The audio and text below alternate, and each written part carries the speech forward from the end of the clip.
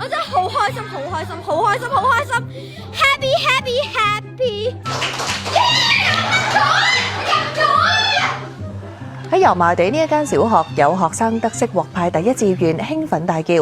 無法相信我自己嘅實力，我竟然可以入到九龍華仁中學咯！咁我每一日咧都會用15分鐘左右嘅時間去溫習，咁咧就喺最後咧我溫習完之後咧就會有啲咁嘅成就，我入咗九龍華仁啦！我都好多謝我嘅父母，亦都好多謝我嘅同學同埋老師，佢哋喺我唔識做功課難題嘅時候，佢哋咧都係佢哋就會好主動咁樣教導我哋，我真係好多謝我嘅同學同埋老師啊！多謝！